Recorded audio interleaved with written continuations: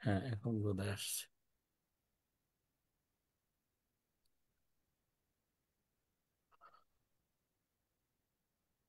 Unsupported object ID.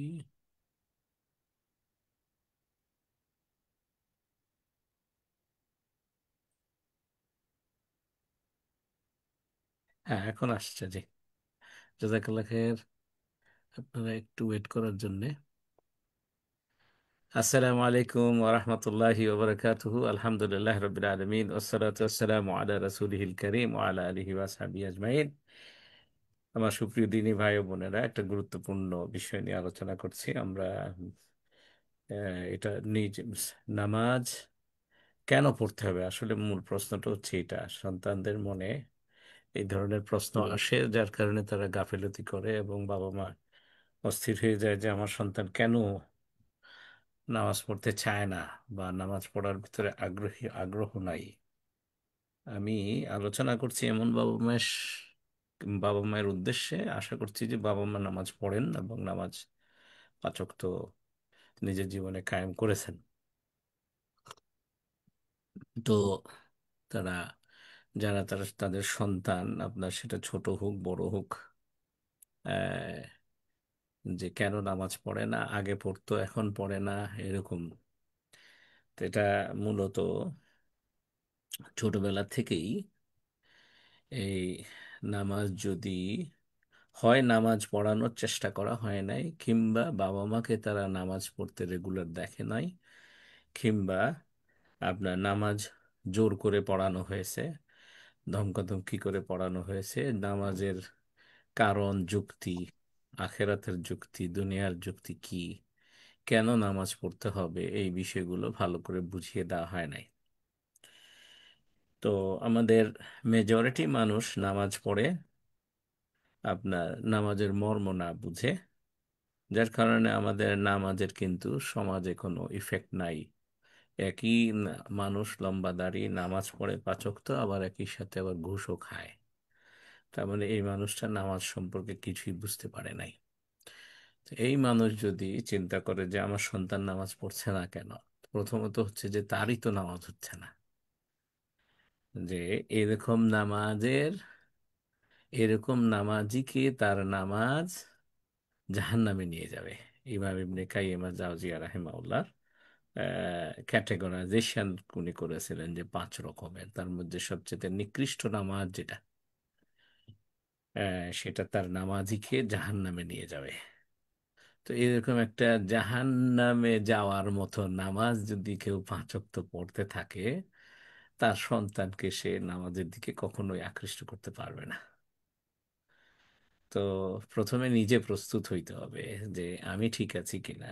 আচ্ছা, ধরে নিচ্ছি আমরা সবাই ঠিক আছি, এখন আমার সন্তানদেরকে আমরা কিভাবে বুঝাবো, নামাজের প্রতি আগ্রহী কিভাবে করব, সেটাই আলোচনা আমরা গত সপ্তাহে শুরু করেছি। তো আজকে সেটা আমরা ইনশাল্লাহ কন্টিনিউ করব। তো আশা করি এখানে আপনারা কিছু উম, এটা কি বলে, আহ, কিছু ইন্টারেস্টিং শব্দের কি বাংলা কেন খুঁজে পাচ্ছি না এখন, কথা কিছু শুনবেন ইনশাল্লাহ, কোরআন হাদিসের আলোকেই। তো আমরা গতদিন তিনটা গতদিন আমরা শুরু করেছি, বললাম যে ছেলে ছেলে মেয়েদেরকে ধরেন আখেরাতমুখী উপকারিতা, সে যদি মনে করেন যে তার ইমানের ব্যাপারে তার আন্ডারস্ট্যান্ডিং ভালো, আল্লাহকে সে বিশ্বাস করে এবং আল্লাহর কথা শুনতে চায়, কিংবা আল্লাহকে ভালোবাসে। গতদিন এরকম একজনকে আমি ট্রাই করে দেখেছি, এটা কাজে লেগেছে। তো আলহামদুলিল্লাহ, সে আল্লাহর ভালোবাসা জাগানো, আল্লাহ ভয়ের বিষয় এরকম জিনিস না যে তুমি যদি নামাজ না পড়ো তোমার কিন্তু বিরাট শাস্তি হয়ে যাবে, আল্লাহ তোমাকে দোজখে দিবে, জান্নাতে দিবে, এইগুলা না। এটা হচ্ছে যে আল্লাহকে তুমি যদি ভালোবাসো, একটু আপনারা একটু মনোযোগ দিয়ে শুনবেন, যে তুমি যদি কাউকে বলো, তোমার মাকে যদি বলো, বাবাকে যদি বলো যে আমি তোমাকে ভালোবাসি, তখন মা বাবা কিন্তু আশা করবে যে ভালোবাসার প্রকাশটা কি। এখন তুমি যদি সারাক্ষণ বলতে থাকো তোমার মাকে যে আমি তোমাকে ভালোবাসি, কিন্তু মা যা বলে তার উল্টাটা করো, তাইলে কি এটা ভালোবাসার প্রকাশ হবে? তখন ছেলে বলতেছে যে না। তাহলে কি, মাকে যদি আমি ভালোবাসি, তাহলে আমি মা যেটা বলবে সেটা করব। কেন? কারণ হচ্ছে যে যাকে আমি ভালোবাসি তাকে আমি, সে খুশি, হ্যাপি হয়েছে এটা দেখলে আমার কাছে ভালো লাগবে। আর সে যদি আনহ্যাপি হয়, সে যদি মন খারাপ করে, চেহারা খারাপ হয়, তাহলে আমার কাছে ভাল লাগবে না। এই জন্য আমি তাকে খুশি করতে চাবো। তো এই যে তুমি তাহলে খুশি করতে চাইলে কি করতে হবে? খুশি করতে চাইলে এমন কাজ করতে হবে আমার, যে কি, যেই কাজে আমার মা খুশি হবে, তাই না? একইভাবে স্বামী যদি স্ত্রীকে ভালোবাসে, স্ত্রী যদি স্বামীকে ভালোবাসে, ভালোবাসার প্রকাশ কি? পরস্পর পরস্পর কিন্তু প্রকাশ চায়। তো তাকে, স্ত্রী চাইবে যে স্বামী তার প্রতি মায়ার আচরণ করে, ভালো আচরণ করে, যে আপনার বিভিন্ন সময় উপহার দেয়, হ্যাঁ, তার ভরণ পোষণের দায়িত্বটা খুব সুন্দরভাবে আঞ্জাম দেয়, সুন্দর ঘর দেয়, আপনার ভালো নিরাপত্তার মধ্যে রাখে, হ্যাঁ, সে যেন ফিল করে যে স্বামী তাকে ভালোবাসে, এটার প্রকাশ লাগে। তো একইভাবে আমরা যদি তুমি যদি বলতে থাকো যে কি, আমি আল্লাহ, আমি তোমাকে ভালোবাসি, আল্লাহর সাথে সাথে বলে যে তাহলে প্রকাশ দেখাও, আমি নামাজ পড়ো, অন্য যাই কিছু করো না কেন, আমি এটা দিয়ে সন্তুষ্ট হব না, আমাকে সেজদা দাও। আল্লাহ, তোমাকে আমি বিশ্বাস করি, তোমাকে আমি ভালোবাসি, তোমাকে আমি সৃষ্টিকর্তা হিসেবে মেনে নিয়েছি, তোমাকে আমি আমার রব হিসেবে মেনে নিয়েছি, তোমাকে আমি আমার রিজিকের মালিক হিসেবে মেনে নিয়েছি। সত্যি কি মেনে নিয়েছো? আল্লাহর প্রশ্ন হচ্ছে যে তাহলে যদি মেনে থাকো, তাহলে আমাকে সেজদা দাও। হ্যাঁ, আচ্ছা, আপনারা একটু, যারা নতুন আসবেন একটু মিউট করে দেবেন ইনশাআল্লাহ। পরে কথা বলার সময় আপনি আনমিউট করতে পারবেন। তো তো এই ভালোবাসা, নামাজ হচ্ছে সেই ভালোবাসার প্রকাশ। কারণ হচ্ছে যে আল্লাহ তার বান্দা যদি ঈমান আনে, আল্লাহ খুশি হয়ে যায়। আর সবচেয়ে বেশি খুশি হচ্ছে যে আমার বান্দা যদি আমাকে সেজদা দেয়, আমাকে আমার নামাজ যদি পড়ে।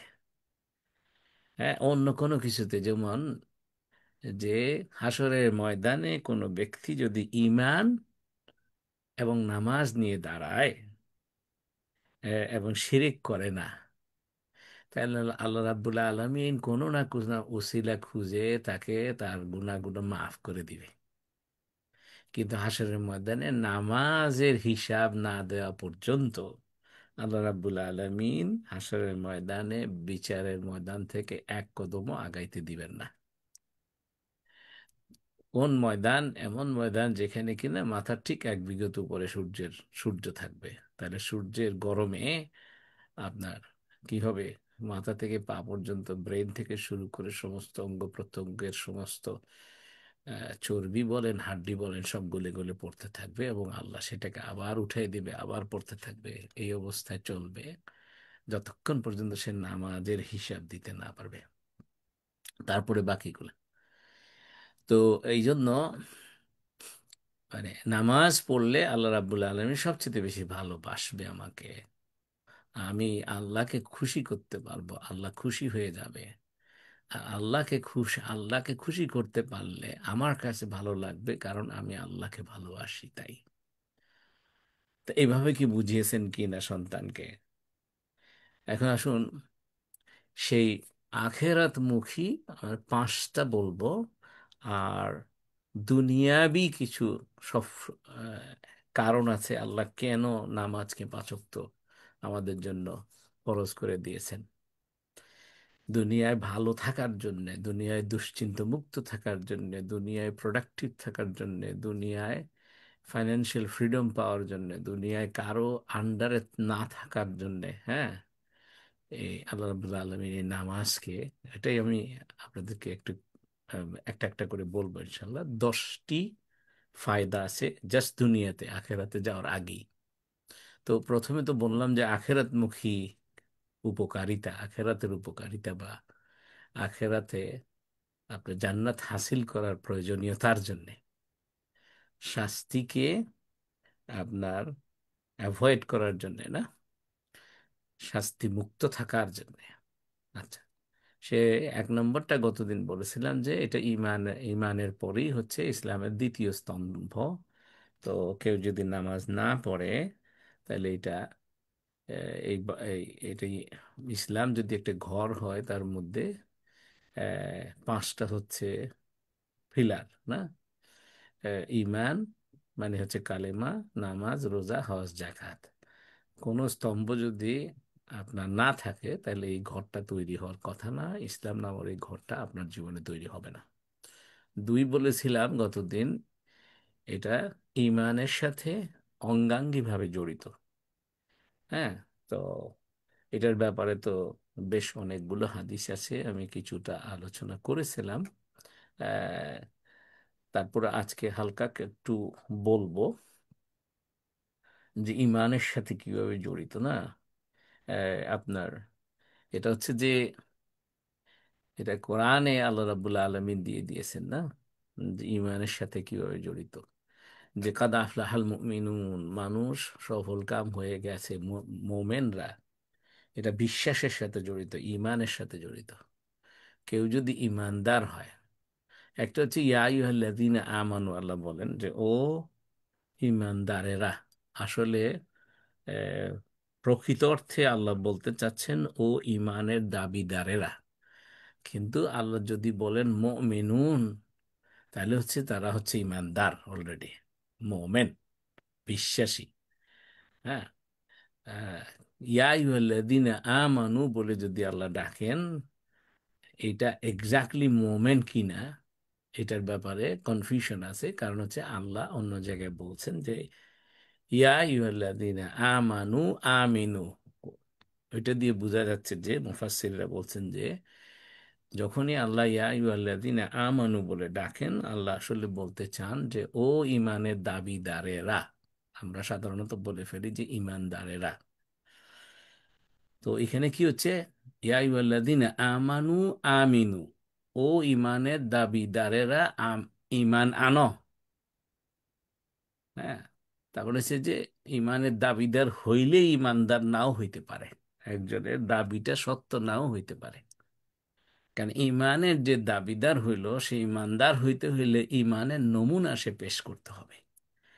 ইমানের নমুনার প্রথমটাই হচ্ছে যে নামাজ পড়তে হবে, আল্লাহকে সিজদা দিতে হবে, আল্লাহর কাছে মাথা নোয়াইতে হবে। রুকু দেওয়া হচ্ছে মাথা নোয়ানো, আর সিজদা হচ্ছে মাথাটা মাটিতে লুটে দেওয়া আল্লাহর পায়ের কাছে। আচ্ছা, তো এখন এটার জন্য আপনারা সূরা মুমিনুনের প্রথম 1 থেকে 11 নম্বর আয়াত যদি আপনারা পড়েন, তাহলে সেখানে প্রথম কোয়ালিটি এবং সপ্তম কোয়ালিটি 7টা গুণের কথা আল্লাহ বলেছেন যে এই 7টা গুণ যে অর্জন করে ফেললো সে মোমেন হয়ে গেল, এবং সে মোমেন যদি হয়ে যায় সে সফল কাম হয়ে গেল। সফল কাম হবে এটা না। আচ্ছা, তো আহ জিয়া ভাই ওই মোকাররম আসলে আমাকে বলবেন একটু। আচ্ছা, তো সেটা হচ্ছে যে কি বলছিলাম যে দু 7টা গুণের মধ্যে 2টা হচ্ছে নামাজ সংক্রান্ত, প্রথমটা এবং শেষেরটা। ইমা ইমানদারের সফলতার জন্য 7টা গুণকে এনভেলাপ করছেন আল্লাহ, প্রথমটা এবং শেষটা দিয়ে। মাঝখানে দিয়েছেন 5টা, কিন্তু প্রথমটা নামাজ দিয়ে শুরু করছেন এবং শেষ করেছেন নামাজ দিয়ে। এবং আল্লাহ বলছেন উলাইকা হুমুল ওয়ারিসুন আল্লাযীনা ইয়ারিসুন আল ফিরদাউস হুম ফিহা খালিদুন। এবং এই মানুষগুলা দুনিয়াতেও সফল এবং আখেরাতে আল্লাযীনা ইয়ারিসুন আল ফিরদাউস, তারা জান্নাতুল ফিরদাউসে যাবে। এই 7টা কোয়ালিটির, হ্যাঁ, 7টার মধ্যে 2টা হচ্ছে নামাজের সাথে। প্রথমটা হচ্ছে ফি সালাতিহিম খাশিউন, যে তারা নামাজে পূর্ণ মনোযোগী হয়।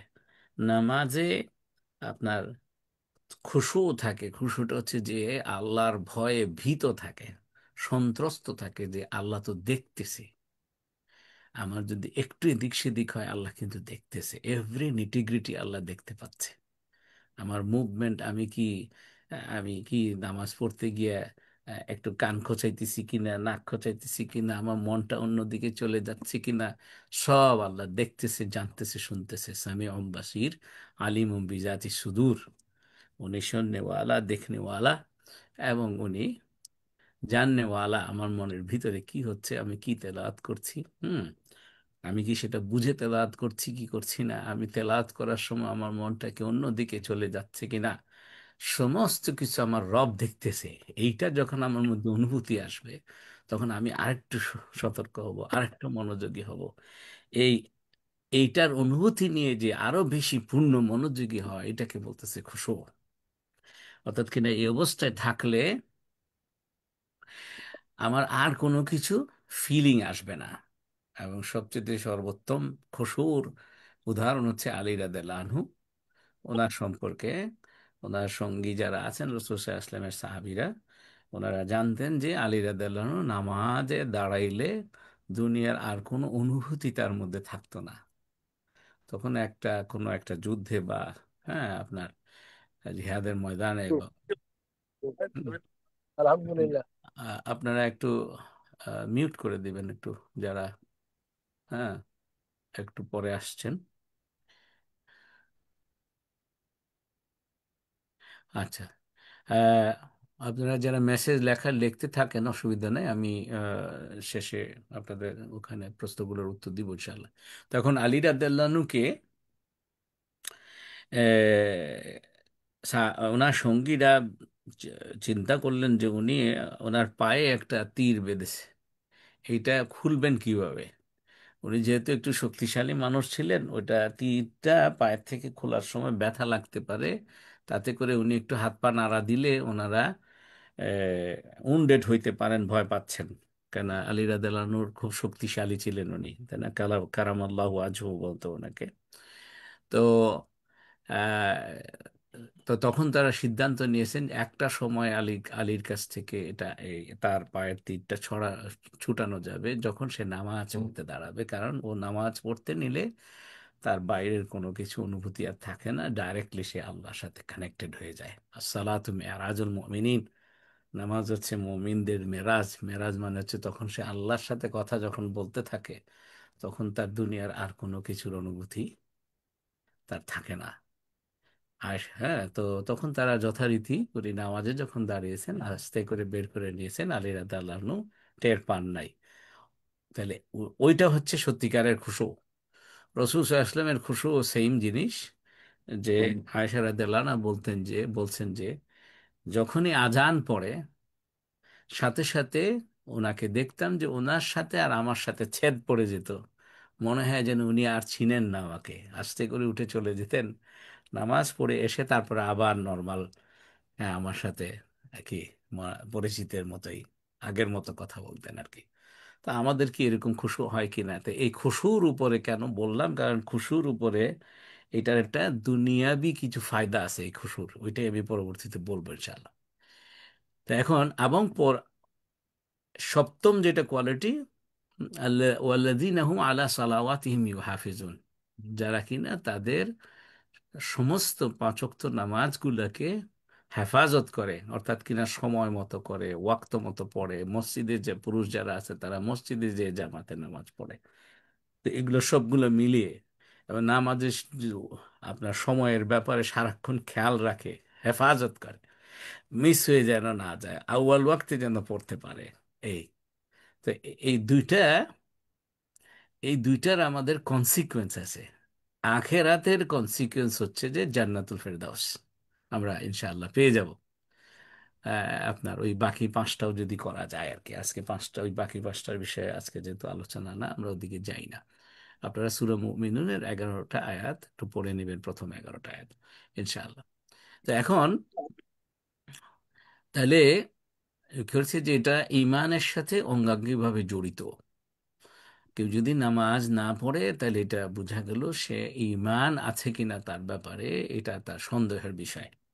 ইমাম আয-যাহাবী আপনার কবিরা গুনার যে মানে যে বই উনি সবচেয়ে ফেমাস বই লিখেছেন, তার মধ্যে আপনার নামাজ হচ্ছে সবচেয়ে কবিরা গুনার মধ্যেও আবার বড় কবিরা গুনাহ, তাই না, যদি নামাজ না পড়ে একজন লোক।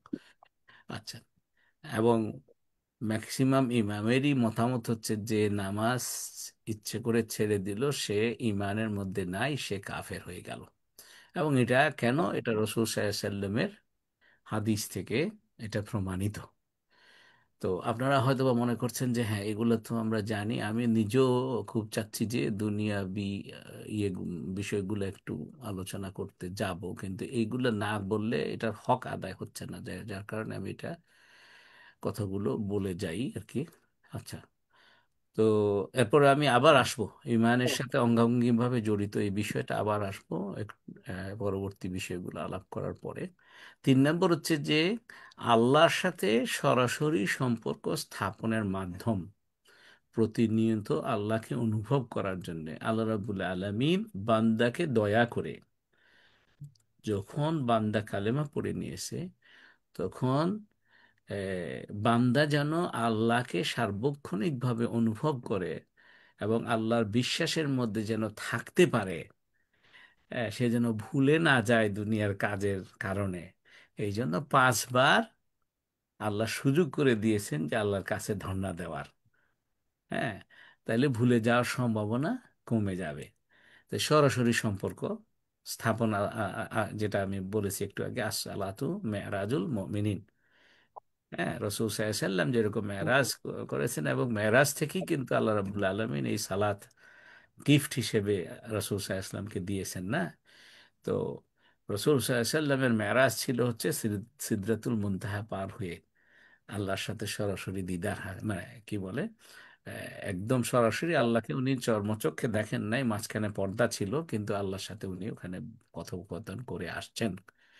এই কনভারসেশন এবং তার যে মিটিং, এটাই মেরাজ। তো এখন আমরা তো যাইতে পারি নাই, মুহাম্মদের জন্য আল্লাহ রাসূল সাল্লাল্লাহু আলাইহি সাল্লাম এটা আমাদেরকে সান্ত্বনা পুরস্কার বলতে পারেন যে দিয়ে দিয়েছেন, যে বলছেন যে তুমি যখন নামাজ পড়বা তখন তুমি আল্লাহর সাথে কথা বলবা, তোমার আল্লাহর সাথে মেরাজ হবে। এবং সেটার উদাহরণ হিসেবে রাসূল সাল্লাল্লাহু আলাইহি সাল্লাম বলেছেন যে সূরা ফাতিহা যখন সে পড়ে, বান্দা যখন বলে আলহামদুলিল্লাহি রাব্বিল আলামিন, তখন রাসূল সাল্লাল্লাহু আলাইহি সাল্লাম আমাদেরকে বলেছেন যে একটু থেমে থেমে পড়ো।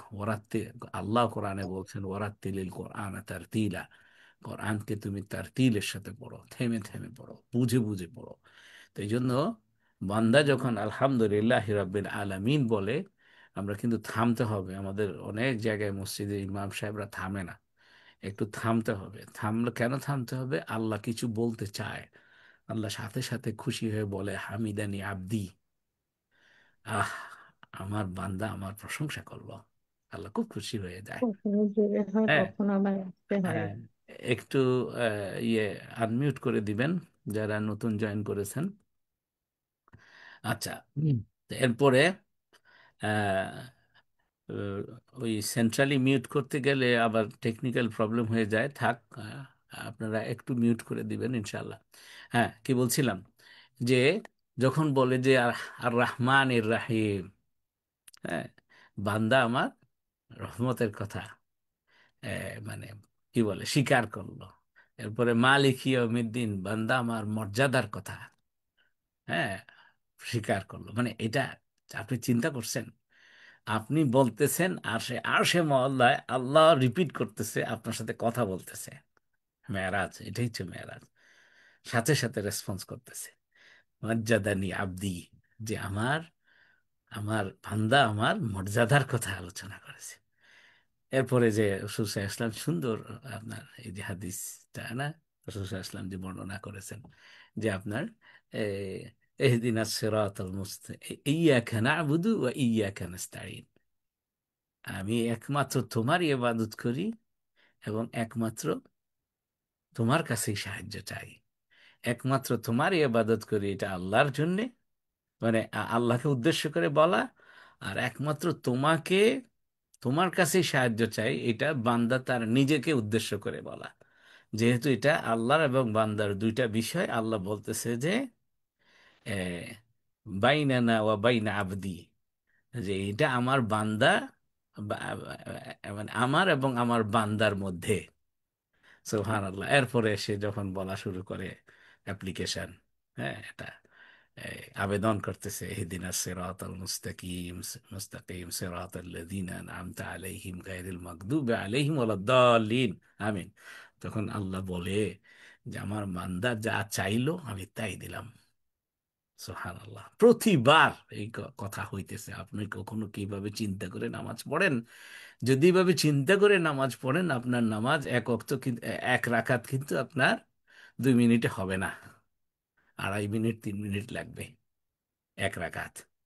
হ্যাঁ, কিছু মানুষের নামাজ, সে নামাজ আপনার আধা মিনিটে এক রাকাত পড়ে ফেলে, ওইটা খুশু সহকারে হবে না।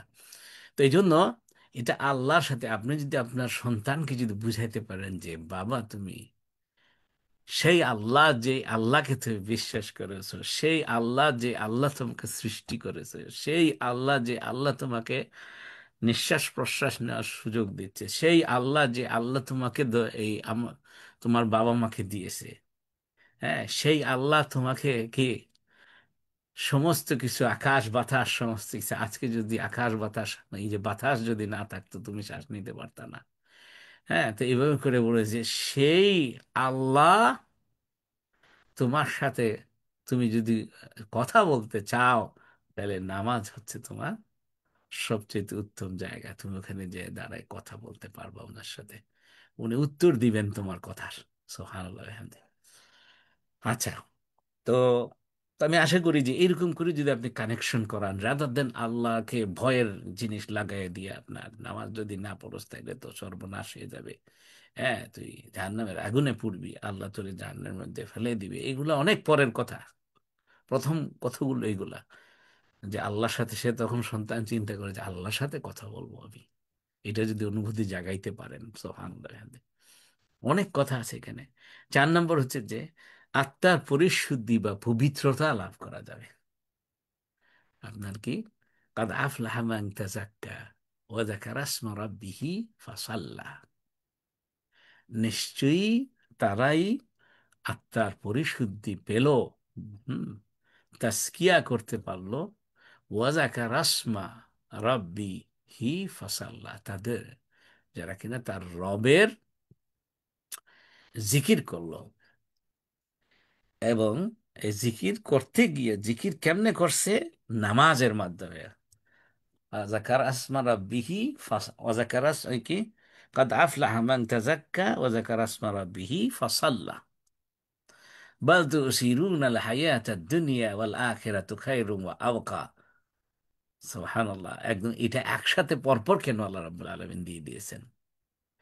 যে কি, যে তুমি এই দুনিয়ার চাকচিক্য, দুনিয়ার শান শওকতকে প্রতি তোমার খুব আকর্ষণ হচ্ছে, বল, অথচ কিন্তু আখেরাত হচ্ছে, বল আখেরাতু খায়রুম ওয়া আবকা, সর্বোত্তম পরিণতি, সবচেয়ে বেশি রেজাল্ট, সবচেয়ে উত্তম রেজাল্ট কিন্তু আসলে আখেরাতে, এবং বা সামনে আছে, তোমার সামনের দিনগুলোতে আছে, বা সামনে তোমার মৃত্যুর পরে আছে। এইভাবে করে এটা একটা বিউটিফুল, আপনার সূরাতুল আলাতে আপনার এই জায়গাটা তাফসীর গুলো আপনারা একটু পড়বেন। শুধু এইটাই যদি বলতে থাকি, ঘন্টার পর ঘন্টা চলতে হইতে পারে। হ্যাঁ, যে কি আপনার তাজকিয়া বা পবিত্রতা, আত্মার পবিত্রতা, জীবনের পবিত্রতা, আমার রূহের পবিত্রতা, আমার জিন্দেগির পবিত্রতা, আমার জীবনের পবিত্রতা, আমার হায়াতের পবিত্রতা, শুদ্ধতা, এইটা করার জন্য আমার রবের জিকির করতে হবে। এবং জিকিরটা কি, কিসের মাধ্যমে? নামাজের মাধ্যমে। হ্যাঁ, নামাজ হচ্ছে সবচেয়ে বড় জিকির। আচ্ছা, তো এই হলো 5 নম্বরটা। আমি আসবো এইগুলো আবার, এইটারই কোরআনের আয়াতের দলিলগুলো আপনাদেরকে দিব ইনশাল্লাহ একটু পরে। হ্যাঁ, মানে টপিকগুলো বলে ফেলি। 5 নম্বর হচ্ছে যে আখেরাতের শাস্তি থেকে বাঁচা বা মুক্তি পাওয়া। হাসরের ময়দানে নামাজের হিসাব ছাড়া যে আল্লাহ এক কদম অগ্রসর হইতে দিবে না। আপনার নামাজের হিসাব শেষ, শিরক করেন নাই, আল্লাহ খালি উসিলা খুঁজবে, কোনো না কোনো উসিলাতে অন্য সমস্ত গুনাহ মাফ করে দেবে, দিয়ে বলবে যে যাও, ও আমার বান্দা, চলে যাও জান্নাতে। সুবহানাল্লাহ। এই 5টা আমি দেখতে পাচ্ছি যে আপনি যদি আপনার সন্তানকে যদি বলেন, মুসলমান তুমি থাকতে চাও কিনা, তাহলে নামাজ পড়তে হবে, মুসলমানের চিহ্ন, ইমানের চিহ্ন। হ্যাঁ, আচ্ছা। তো এখন আমি আপনাদেরকে এই যে বললাম যে একটু এই যে পাঁচটা কথা বললাম, এটার কোরআন হাদিসের কিছু দলিল যদি একটু আপনাদের সামনে পেশ করি। নামাজ যে ইমানের নিদর্শন না, এটা হচ্ছে যে সূরা কিয়ামাতে, কিয়ামা 32 নম্বর আয়াতে আল্লাহ বলতেছেন, ফালা সাদ্দাকা ওয়ালা সাল্লা ওয়ালাকিন কাজ্জাবা ওয়া তাওয়াল্লা। ফালা সাদ্দাকা, সে বিশ্বাস করে নাই এবং নামাজ পড়ে নাই। তার মানে হচ্ছে যে বিশ্বাস না করার সাথে নামাজ না পড়ার সম্পর্ক। তুমি যদি বিশ্বাস করেছো তাহলে তুমি নামাজ পড়বাই। কেউ একজন বলল যে আমি ঈমান এনেছি কিন্তু নামাজ তা পড়ব না, তাহলে সে তার ঈমান আনার দাবিতে মিথ্যাবাদী। ওয়ালাকিন কাযযাবা ওয়া তাওয়াল্লা, পরন্তু সে মিথ্যারোপ করেছে, কাযযাবা সে মিথ্যাবাদী, এবং ওয়া তাওয়াল্লা সে পৃষ্ঠ প্রদর্শন করেছে। যে ঈমানের দাবি সে করেছে, যে আল্লাহর প্রতি ঈমান এনেছে, এইটার সে দাবি যে করেছে, এইটা সে সত্য নয় এবং আল্লাহর থেকে সে পৃষ্ঠ প্রদর্শন করেছে। এটার একমাত্র প্রমাণ বলতেছে যে ফালা সাদ্দাকা ওয়ালা সাল্লা, সে মানে বিশ্বাস করে নাই, যার কারণে সে নামাজ পড়ে নাই। সে যদি নামাজ পড়তো তাহলে বোঝা যেত যে সে আসলে বিশ্বাস করেছে। হ্যাঁ, এরপরে আমরা সূরা মুমিনের নুনের কথা বলেছি আপনাদেরকে। এরপরে আসুন আপনি যে খুশুর যে কথা বলেছিলাম, যে ওয়াস্তাইনু বিসসবরি ওয়াসসালাহ ওয়া ইন্নাহা লাকাবীরাতুন ইল্লা আলাল খাশিঈন। যে ধৈর্যের সাথে, হ্যাঁ, আল্লাহর কাছে ধৈর্য এবং নামাজের মাধ্যমে আল্লাহর কাছে সাহায্য চাও, এটা কিন্তু এসে আমরা দুনিয়ার হিসাবেও কিন্তু চলে আসলো। আল্লাহর কাছে কিছু চাও, আল্লাহ রে আমি এত অসুস্থ হয়ে গেছি, আইয়ুব আলাইহিস সালামের মতো যদি হয়ে কেউ হয়, কেউ আইয়ুব আলাইহিস সালামের মতো এত অসুস্থতা আল্লাহ কাউকে দিবে না, উনি সর্বোচ্চ ছিল। তো উনি বলছেন যে কি, রাব্বি আন্নি মাসানি ইয়াদ-দুররু ওয়া আনতা খায়রুল ওয়ারিসি, খায়রুল, আল্লাহু আকবার, রাব্বি আন্নি মাসানি ইয়াদ-দুররু ওয়া আনতা খায়রুর রাহিমিন নাকি। আমি এই এই এই শেষের ইয়েটা খায়রুর রাহিমিনই তো, যে কেউ যদি আমাকে একটু সহযোগিতা করেন, আমি জানি এখানে এই আয়াতটা وأنت وأنت أرحم الراحمين. আনতা আরহামার রাহিমিন, জাযাকাল্লাহ, জাযাকাল্লাহ খাইর। তো এই যে রাব্বি আন্নী মাসানিয়াদ দুররু, মাসানিয়াদ দুররু হলো যে আমি এই আমি অসুস্থতায় জর্জরিত হয়ে গেছি। ওনার ইয়েটা ছিল এরকম যে ওনার সমস্ত গোটা বিচি এগুলো উঠতে উঠতে উঠতে উঠতে এমন হচ্ছে জিহ্বা পর্যন্ত আপনার ছেয়ে গেছে। তখন যে জিহ্বার মাথা দিয়ে উনি মানে আল্লাহর কাছে উনি দোয়াটা করেছেন যে কি, আল্লাহ এতদিন ধরে অন্তত জিহ্বাটা খালি ছিল, অন্তত তোমার জিকির করতে পারতাম।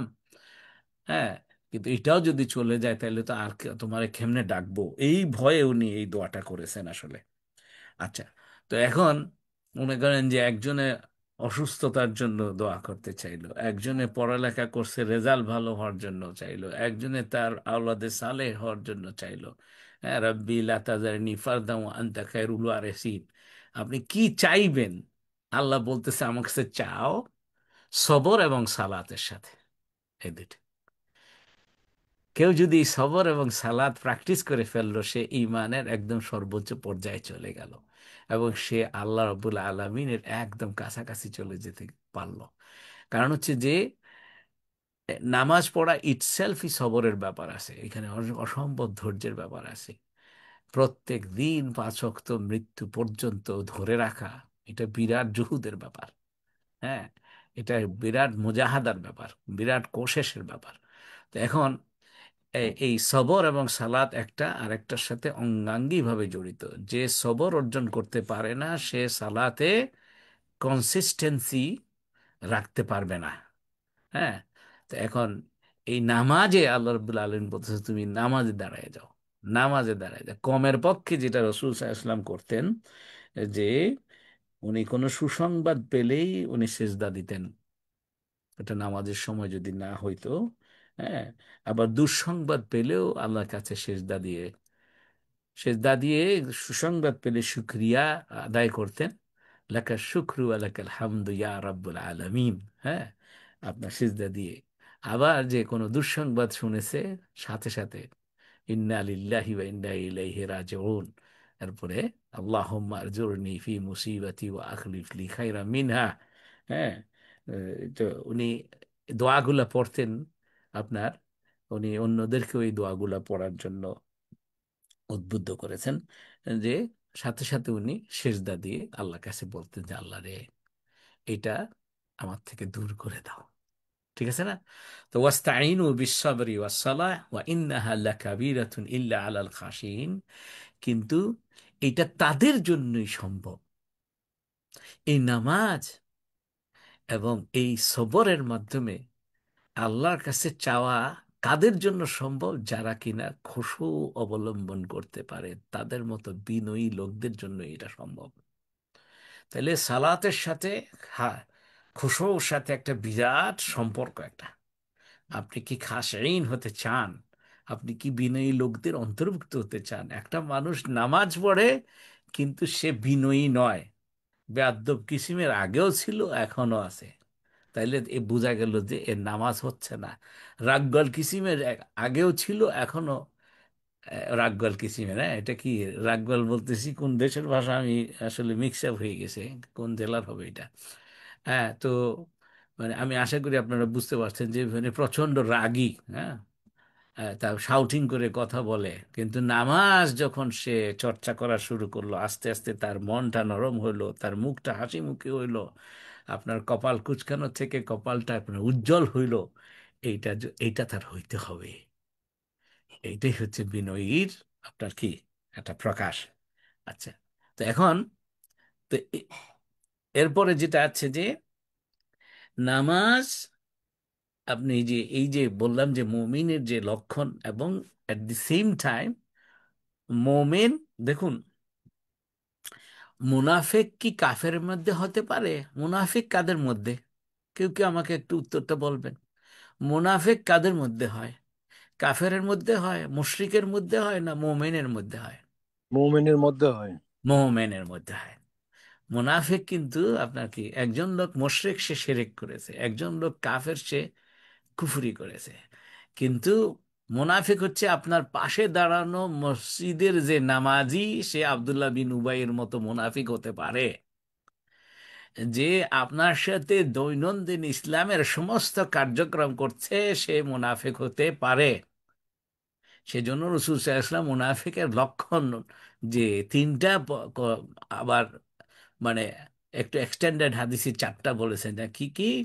আপনার বলেছে কথা বললে মিথ্যা বলে, ওয়াদা করলে খেলাফ করে, এবং আমানত তার কাছে রাখলে খেয়ানত করে, এবং তার সাথে যদি কারো ঝগড়া হয় সে সীমা অতিক্রম করে, ঝগড়ার ভিতরে গালিগালাজ করে দেয়, এবং সে আরো বেশি শত্রুতার কাজ করে। আচ্ছা, আপনাকে আঘাত করে ফেলবে, এগুলা সব হচ্ছে মুনাফিকের লক্ষণ।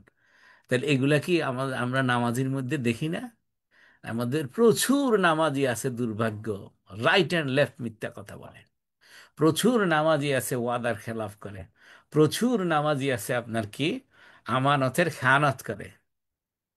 হ্যাঁ, আর প্রচুর নামাজি আছে একবার যদি তার সাথে খুব সম্পর্ক ভালো, সম্পর্ক ভালো, সম্পর্ক ভালো, একবার কোনো কারণে তার সম্পর্ক একটু নষ্ট হয়েছে, তখন ওই 10 বছরের কোনো এক সময় কোনো একটা কথা দুর্বল মুহূর্তে ভাইয়ে বলছে, সেটা সবার কাছে জানায় দিবে, কেননা সে তার সর্বোচ্চ ক্ষতি করার জন্য নেমে গেছে।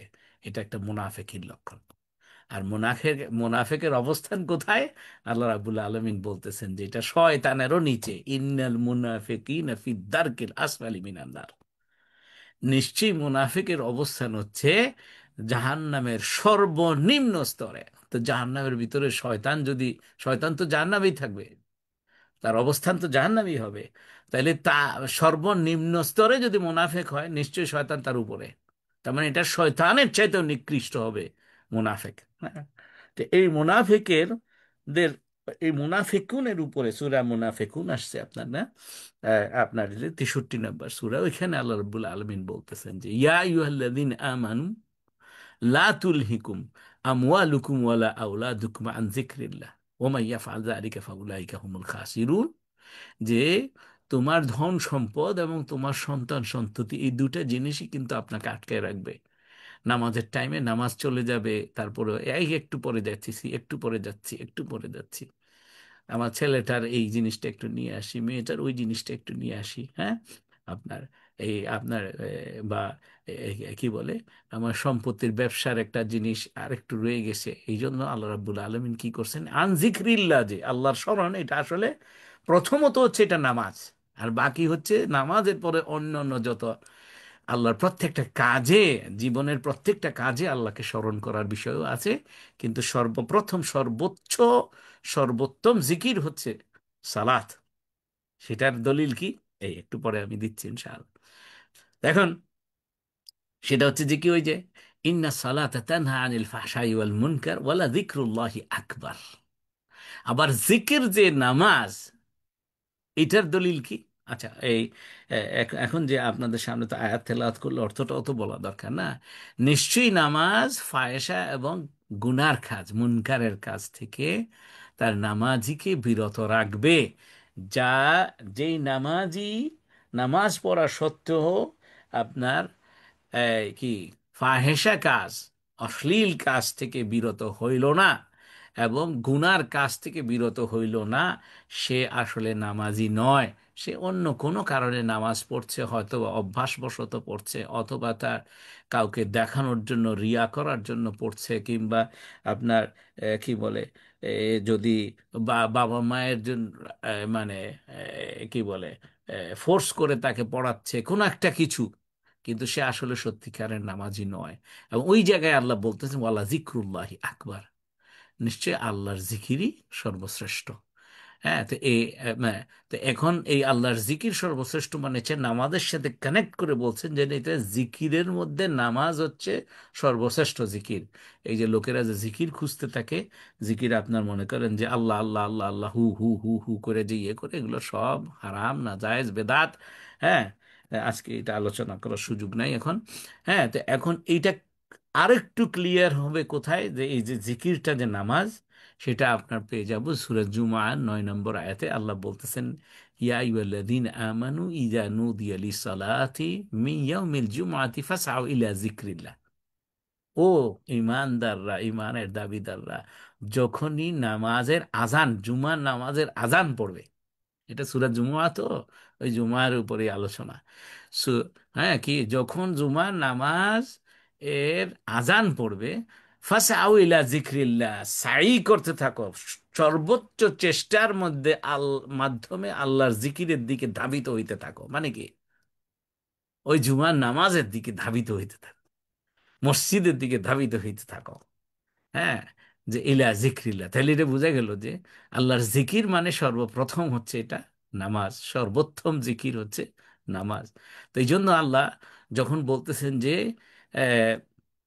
যে কি বলে আপনার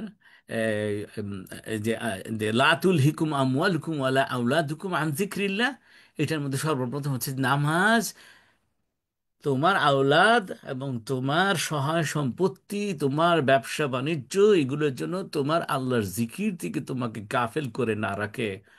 এটা যদি হয়, এবং অর্থাৎ কিনা নামাজ হলো সর্বোত্তম জিকির, এইটার থেকে শুরু করে আল্লাহর সমস্ত জিকির থেকে তোমাকে যেন গাফেল না করে।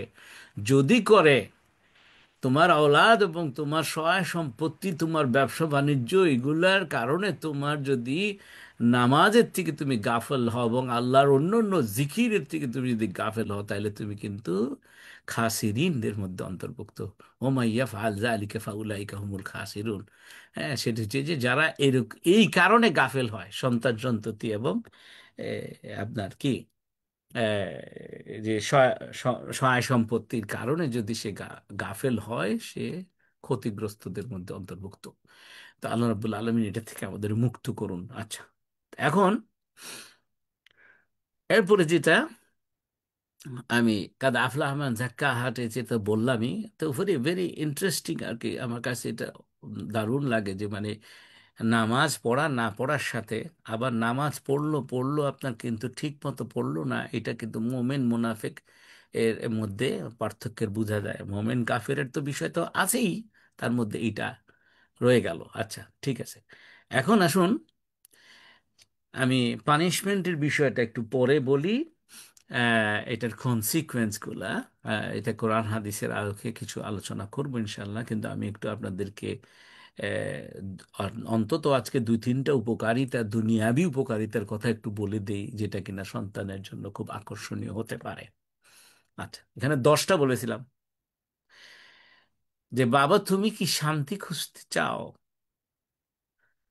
বা আপনি যদি শান্তি খুঁজতে চান, অশান্তির মধ্যে আছেন, অস্থিরতার মধ্যে আছেন, শান্তির মালিক হচ্ছে আল্লাহ রাব্বুল আলামিন। বা সন্তানকে বলবো, বাবা তুমি কি জানো আল্লাহর একটা নাম হচ্ছে আসসালাম।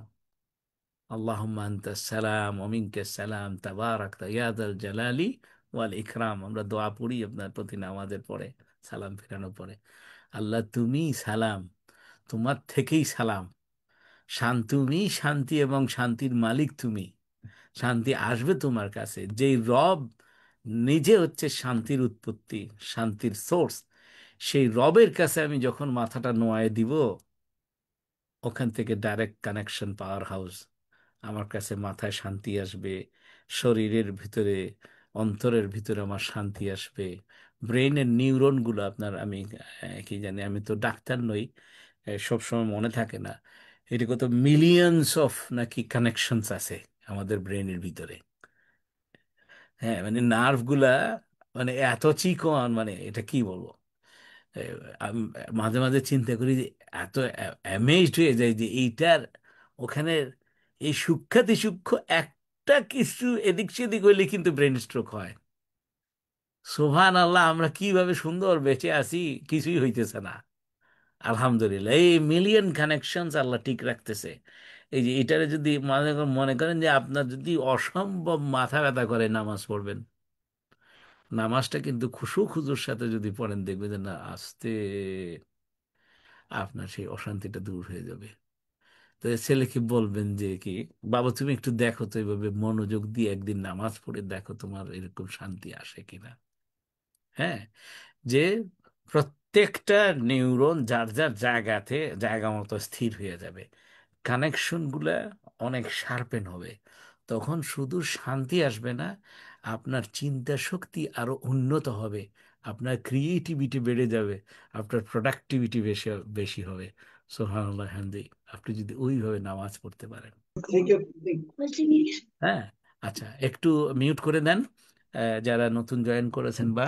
আচ্ছা, এরপরে হচ্ছে 2 নাম্বার হলো, যেহেতু এটা পাওয়ার হাউস, আপনি একটু চিন্তা করেন, আপনি এটা ঘরে, আপনার ঘরে নিশ্চয়ই একটা ইয়ে আছে না, ইলেকট্রিক কানেকশনের একটা জায়গা আছে, যেখানে কিনা ওগুলাকে কি বলে যেন, কেউ একটু আমাকে সহযোগিতা করেন, যে সুইচ বোর্ডের যে যেগুলো প্লাগ, মানে দিয়ে আপনার সারা বাড়ির সার্কিট বোর্ড। ইলেকট্রিসিটি। হ্যাঁ, সার্কিট বোর্ড। Circuit board. তো এইটা মনে করলেন যে নামাজ হচ্ছে, মনে করেন আপনার হঠাৎ করে ঘরের মানে 2টা রুমের ইলেকট্রিসিটি চলে গেছে, আপনি কোথায় যান? ওই ইলেকট্রিক বোর্ডের ভিতরে যান না, সার্কিটের, কি সার্কিট বোর্ড বলবো নাকি ওটাকে, ওখানে যে দেখেন, তখন দেখেন যে ওই যে, আমি এটা এক্সাক্ট সুইচটার একটা নাম আছে না, প্রত্যেকটা circuit connection, breaker. Circuit breaker না, ওইটা যে দেখবেন যে ঠিকই ওইটা নিচে নেমে গেছে, তখন আপনি যে ওটাকে, ওখানে যাইতে হয় না আপনার, ওখানে যেয়ে ওইটাকে উপরে উঠাই দিছেন, এই আবার চলে আসছে। এই নামাজ হচ্ছে সার্কিট বোর্ডের মতো। এদের কি হয়েছে যে কি, আপনি যদি নামাজে না যান, ইমানের সার্কিটটা কেটে গেছে, আল্লাহর সাথে কানেকশন কেটে গেছে। ওই আল্লাহ বলতেছে তুমি ওখানে আসো, কানেকশনটা আবার জোড়া লাগাই দাও। এটা একটা রূহের খাদ্য, এটা আপনার সারা শরীরের খাদ্য। বুঝছেন কিনা, রূহের খাদ্য হচ্ছে যে আপনার, যে মনে করেন যে আমরা শরীরের জন্য কি ক্ষুধা লাগলে আমরা ভাত খাই, বা অন্য অন্য খাবার খাই না। আচ্ছা, তো কিন্তু এই যে রুহের যে খোরাক, যেটা রুহকে খাদ্য দিতে হয়, এই রুহের খাদ্য হচ্ছে নামাজ। যে নামাজ পড়বে না, তার রুহ অশান্ত থাকবে, সে যে কোনো কাজে তার মনোযোগ আসবে না। তো এই জিনিসটা আপনি আপনার সন্তানকে বুঝান, আপনি দেখবেন যে এখন আপনি এটা কিন্তু খুবই রিস্কি একটা কথা বলবো, এই যে যে কোনো নামাজির দিকে তারে দেখাবেন না। আপনি দেখবেন যে যে সমস্ত নামাজিরা নামাজ পড়ার কারণে তার জীবনটা শান্ত, কালবে মোতমাইন, ইয়া আইয়াতুহান নাফসুল মুতমাইন্নাহ ইরজি ইলা রাব্বিকি রাজিয়াতাম মারদিয়া ফাদখুলি ফি ইবাদি ওয়াদখুলি জান্নাতি। আপনি দেখবেন যে এ, এরকম নামাজি কিন্তু আপনি বেশি পাওয়া যায় না। এক দুইজনকে যদি পান, ওদেরকে দেখাবেন, দেখো তারে দেখলে কত শান্ত লাগে, এবং এটা সে নামাজের মাধ্যমে হয়েছে। আপনি নিজে কিন্তু সেটা এক্সাম্পল হয়ে সন্তানকে দেখাইতে হবে। আপনি নামাজও পড়েন, আবার চিল্লা চিল্লিও করেন, তাইলে কিন্তু আপনার সন্তানের কাছে ভালো এক্সাম্পল রাখলেন না আপনি। আচ্ছা, 3 নম্বর হচ্ছে, নামাজ আপনাকে অশ্লীল এবং খারাপ কাজ থেকে বিরত রাখবে, যেটা ইন্না সালাতা তানহা আনিল ফাহশাই ওয়াল মুনকার। হ্যাঁ, এই যে অশ্লীল কাজ থেকে আপনাকে বিরত রাখা, এটা কি আখেরাতে যাইয়া পাওয়ার জিনিস, না এখানেই পাইলেন? নামাজ যদি সত্যিকারে একজনে পড়ে, তাকে জিনার দিকে কেউ ডাকলে সে যাবে না, তাকে মদের দিকে ডাকলে কেউ যাবে না, সে, কেউ যদি ডাকে সে যাবে না, তাকে যদি সুদের দিকে ডাকে সে যাবে না। একজনের নামাজও পড়ছে, আবার সুদী লেনদেনের সাথে জড়িত। আমি গত কদিন আগে, আমাকে, আমার এত কষ্ট লেগে গেছে। আমার এক ছোট ভাই, আহ, দূরের থেকে শুনতাম যে সে বিভিন্ন জনকে নাকি বলে যে সুদ হারাম না, বর্তমান ব্যাংকিং এর এই যে সুদ আছে এইগুলা হারাম না, সুতরাং এগুলা ঠিক আছে। এটা দূরের থেকে শুনতাম। তো ওই দিন আমাকে, আমি একটা অ্যাকাউন্ট্যান্টদের একটা প্রোগ্রামে বোধহয় একটু একটা কথা হচ্ছিল যে ইসলামিক মর্টগেজের উপরে কিছু আলোচনা করার জন্যে। তো ওই ছোট ভাইটা আমাকে ফোন করে বলছে, আপনাকে যদি বক্তব্য দিতে বলে, আপনি শুধু ইসলামিক মর্টগেজের কথা বলবেন না, অন্যান্য মর্টগেজের কথাও একটু বলিয়েন। আমার অসম্ভব কষ্ট লেগেছে। তার মানে এখানে অনেক মুসলমানের মধ্যে অনেকে, মানে একটা, এটা কি বলবো, আল্লাহ আকবার, যে গুনাহটাকেও গুনাহ না মনে করা শুধু না, এটা আবার প্রপাগেটও করে। এটা নাকি আমি পরে একটু খোঁজ নিলাম, এ, মানে কিছু আলেমের কাছে, যে তাতে জানতে পারলাম যে আমাদের মধ্যে নাকি এরকম অনেক মানুষ আছে, সুদকে হারাম মনে করে না, বর্তমান ব্যাংকের সুদকে হারাম মনে করে না। এই মানুষগুলাকে বড় শয়তানে ধরেছে। বুঝতে পেরেছেন কিনা? আপনি কোনো না কোনো কারণে আপনি হয়তোবা সুদি লোনের সাথে ইনভলভ হয়ে গেছেন, সুদি মর্টগেজ নিয়ে ফেলছেন, কিন্তু আপনি যদি বলেন যে না নিয়েছি, এটা ঠিক করছি আমি, এইটা এটা নাজায়েজ না, তাহলে আপনি কিন্তু আল্লাহর সাথে যুদ্ধ ঘোষণা করতেছেন, হারবু মিন আল্লাহ ওয়া রাসূল। হ্যাঁ, এত বড় সাহস আপনার, যে আল্লাহ রাব্বুল আলামিন কি বলে, আখেরাত পর্যন্ত অপেক্ষা করতেছেন না। আপনারা সূরা বাকারা 275 থেকে 5-6টা আয়াত আপনারা পড়বেন, দেখবেন ওখানে আছে যে কি, আল্লাহ দুনিয়াতে বলতেছে, take a notice of war. হ্যাঁ, take a notice of war from Allah and his messenger. সুবহান আল্লাহ! কত বড় সাহস, কত বড় স্পর্ধা! খবরদার, ঘর কেনার দরকার নাই আপনার, ঘর কেনার দরকার নাই। আপনি ভাড়ায় থাকেন, হ্যাঁ, আপনি যেভাবে থাকেন থাকেন, আপনি ঘর কেনার দরকার নাই যদি আপনাকে সুদি মর্টগেজে কিনতে হয়। এটা করবেন না, করবেন না। আপনি যদি কেউ সুদি মর্টগেজে বাই চান্স থেকে করে ফেলছেন, তাড়াতাড়ি করে সুইচ করেন। যে কোনো মুহূর্তে কুল্লু নাফসিন যায়কাতুল মাউত, মৃত্যু যে কোনো মুহূর্তে আসতে পারে। আপনার মানে সুদ মাথার মধ্যে, মাথার উপরে আছে, এই অবস্থায় মারা যায়েন না। তো সর্বনাশ হয়ে যাবে। তো এখন এই যে, মনে করেন যে এগুলো সব হচ্ছে মুনকারের কাজ। আর যে মানে ফাহিশা মানে অশ্লীল কাজ, মনে করেন যে একজন নামাজ পড়লো, আর ওই যে রক সঙ্গীতে কি জানি বলে, কনসার্ট, কনসার্টে যাইয়া ঝিম ঝিম ঝিম ঝিম করে নাচে আপনার মা। ইয়া আল্লাহ, মানে মাঝে মাঝে কিছু ভাইরা এগুলা ফেসবুক, মানে লিঙ্ক একটু পাঠায় যে দেখেন উস্তাদ, কি অবস্থা দেখেন বাংলাদেশে। আহা, এই ছেলে মেয়েগুলা হয়তো বা অনেকে নামাজও পড়ে। হ্যাঁ, তো এই তার মানে হচ্ছে যে সে ফাহেসা কাজের সাথে জড়িত। আমি আর ব্যাখ্যা করার দরকার নেই আমার মনে থেকে। এখন দেখেন, এইটা লাভটা কি, দুনিয়াবি লাভটা কি? আপনি যদি আপনি যদি অশ্লীল কাজ থেকে নিজেকে বিরত রাখেন, তাহলে আপনার মাথার ভিতরের যে এক্সাইটমেন্ট বা উত্তেজনা, এগুলা আপনার কমে যাবে। দূরে যদি থাকেন, এটা থেকে দূরে যদি থাকেন, আপনি যত এই সমস্ত ড্যান্সিং ফ্যান্সিং এই সমস্ত জিনিসের মধ্যে যদি আপনি যান, আপনার কিন্তু মানে এটা আপনাকে রিল্যাক্স করবে না, এটা আপনার ব্রেইনকে এজিটেট করবে। ব্রেইনকে যদি এজিটেট করে, তাহলে কিন্তু আপনি কোনো একটা জিনিস করতে নিলে আপনাকে মনোযোগী হইতে আপনি কিন্তু বাধা পাবেন, তাই না? আর গুনার কাজ করলে, প্রতিটা গুনার কাজ করলে আপনার হৃদয়ের ভিতরে কি হবে? একটা করে কালো দাগ পড়তে থাকবে, পড়তে থাকবে, পড়তে থাকবে। এক সময় আপনার হৃদয়টা পাষাণ, আপনার কালো হৃদয় হয়ে যাবে। তো তখন কিন্তু আপনার কোনো ভালো কথা আপনার কাছে ভালো লাগবে না, ঈমান তো দূরের কথা, কোনো ভালো কথাই আপনার কাছে ভালো লাগবে না। আপনার কাছে এক্সাইটমেন্ট হবে কোনো একটা গুনার কাজ যদি আপনাকে বলে, হ্যাঁ, আসো চলো ওই ওই জায়গায় যাই, ওই যে মাজারে যাই, মাজারে কি বলে, সবাই এ, ইয়াতে ছেলে মেয়ে একত্রে বসে উল্টা পাল্টা জিকির করে, বাস ওইখানে চলে যাই। তো এই জন্যই তো মাজার গুলাতে আপনার কি এ, এত লোক পাওয়া যায়। কারা এরা? আমরাই, আমাদের লোকেরাই তো, আমাদের এই সকল মুসলমান নামধারী তো। হ্যাঁ। তো তো যাই হোক, এখান থেকে আল্লাহ রাবুল্লাহ মানে কি বলে, আল্লাহ নিজে বলতেছেন যে তুমি যদি সত্যিকারের নামাজি হয়ে থাকো, তাহলে তুমি কিন্তু অশ্লীল এবং খারাপ কাজ থেকে তুমি বিরত থাকবা। 4 নম্বর হচ্ছে যে সাহায্য চাওয়ার, এটা একটু আগে আবার বলে ফেলছি, যে সাহায্য চাওয়ার সর্বোত্তম পন্থা ওয়াস্তাইনু বিসসবরি ওয়াসসালাহ। হ্যাঁ, সবর এবং নামাজ, এই দুইটার মাধ্যমে সবচেয়ে আপনি কিছু চাইতে চান আল্লাহর কাছে, নামাজ পড়ে চান, নামাজ পড়ে চান।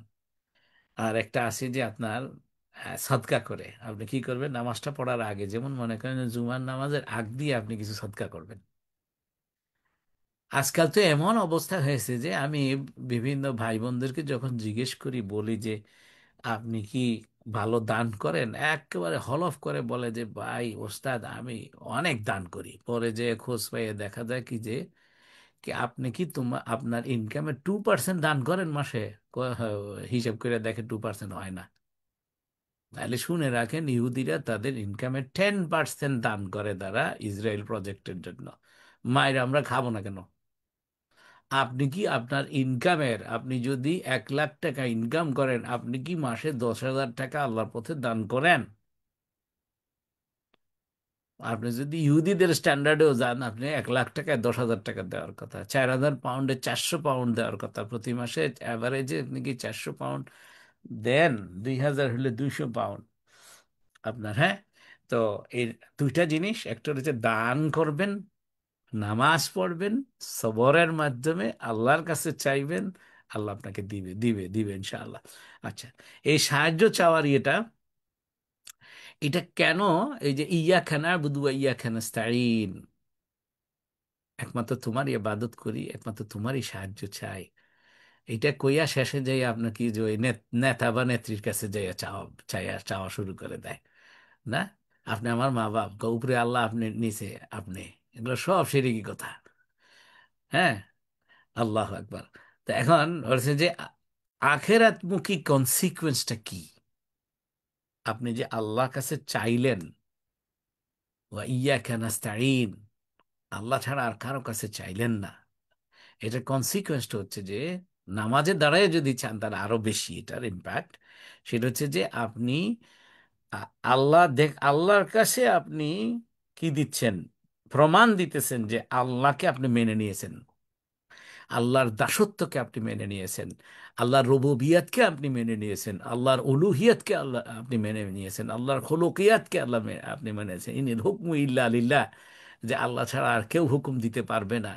আল্লাহ লাহুল খালক ওয়া লাহুল আমর, যে যিনি সৃষ্টি করেছেন তিনিই শুধু আপনার কি সিদ্ধান্ত দিবেন? সিদ্ধান্ত দেওয়ার মালিক সার্বভৌম ক্ষমতার অধিকারী জনগণ নয়, জনগণ নয়, জনগণ নয়, সার্বভৌম ক্ষমতার অধিকারী আল্লাহ রাব্বুল আলামিন।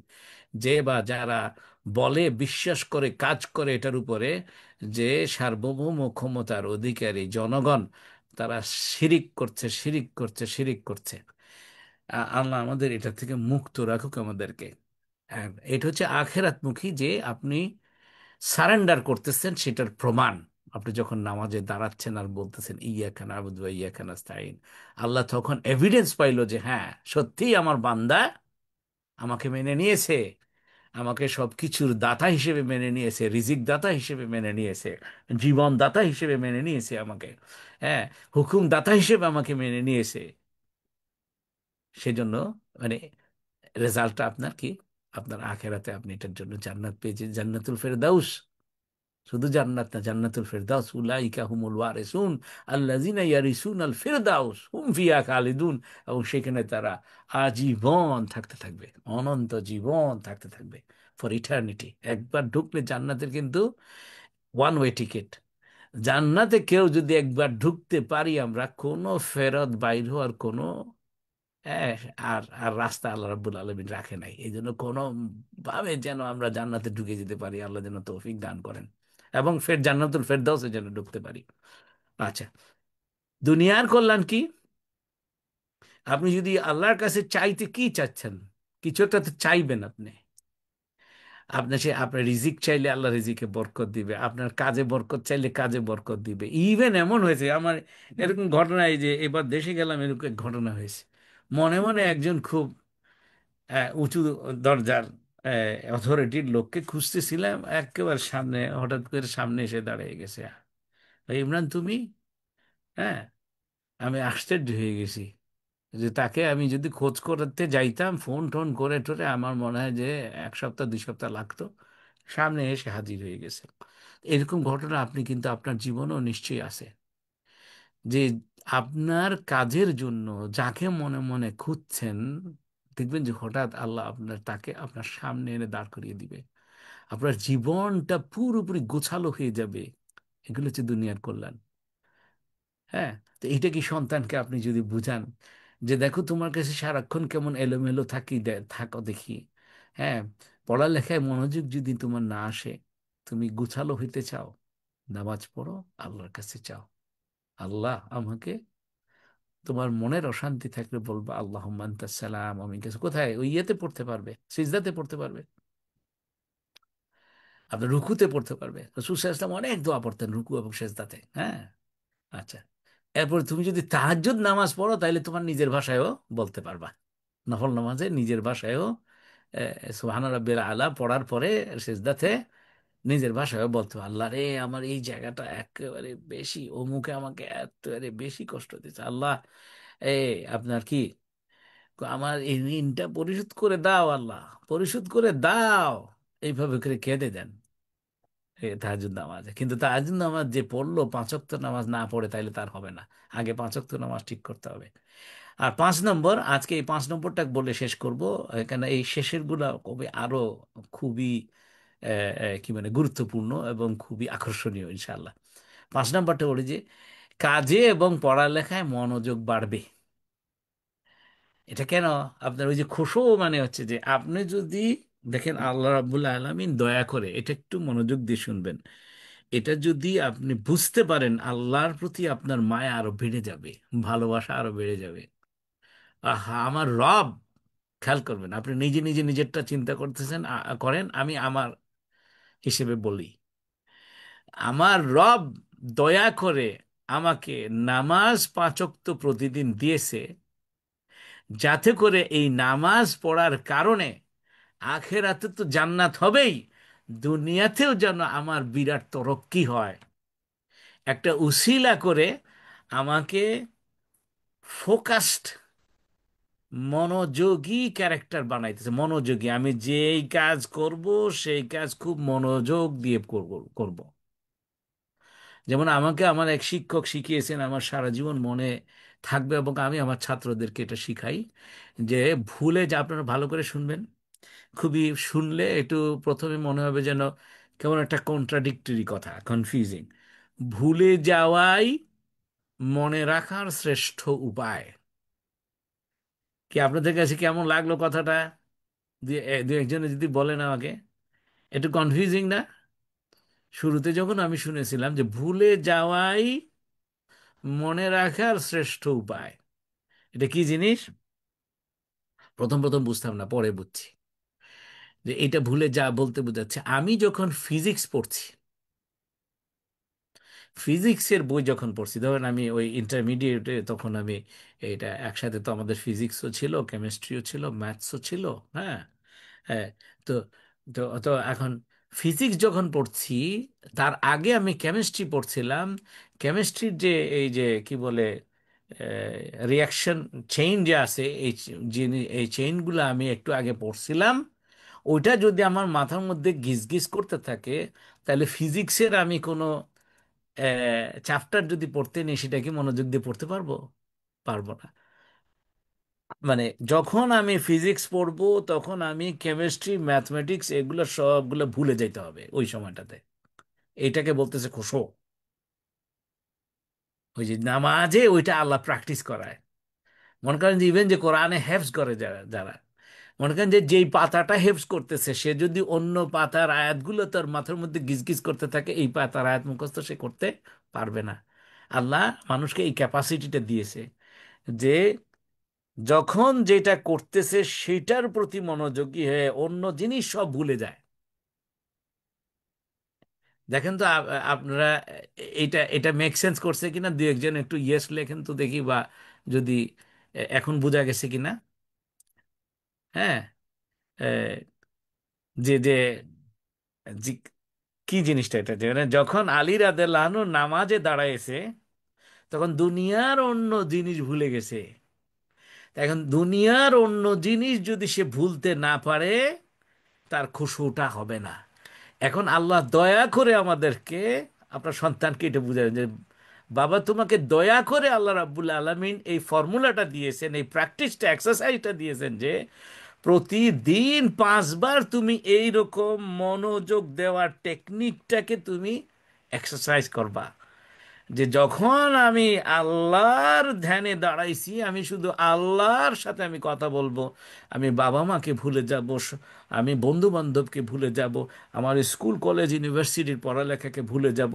আমি একটু আগে বিরাট কাস্টমারের সাথে, ক্লায়েন্টের সাথে কথা বলতেছিলাম, সেটা ভুলে যাব। আমি দোকানকে রেখে আসছি, সেটা ভুলে যাব, আমি সব ভুলে যাব ওই সময়। এখন আমি আপনাদেরকে দারুণ একটা এক্সাম্পল বলতে পারি। আপনি দেখবেন যে ওই যে এ, কি বলে জানি, আমাদের বাচ্চারা যে গেম খেলে, গেমের কনসোল বা ইয়েতে, আমি এগুলো তো নাম মনে থাকে না আমার। ওরা যখন ওইটা খেলতে থাকে, খুব মনোযোগী থাকে না? আপনি পাশের রুম থেকে ডাকতেছেন, এই আব্দুর রহমান, আব্দুর রহমান, আব্দুর রহমান, সে কিন্তু সাড়া দেয় না। তখন আপনি রুমের ভিতরে ঢুকে আইসা বলে যে, এই তুমি কি? তখন সে অনেকক্ষণ পরে ও, তার মানে সে এইটার ভিতরে খুশুর মধ্যে সেটা করতেছে, এমন ঢুকছে সে। সে আশেপাশে তার মা যে ডাকতেছে, তার বাবা যে ডাকতেছে, এটাও শুনতেছে না সে। তার ধ্যান জ্ঞান, আপনার কি চোখ, আপনার চিন্তা, কান, সব কিছু এই খেলার ভিতরে সে মনোযোগ হয়ে গেছে না? এইটাকে বলতেছে খুশু। তো এই খুশুর প্র্যাকটিসটা যদি একজনে 5 বার দিনে আল্লাহর সাথে করে, তাহলে সে পড়ালেখার সময় সে অঙ্ক যখন করতে নিবে, খুশুর সাথে অঙ্ক করতে পারবে।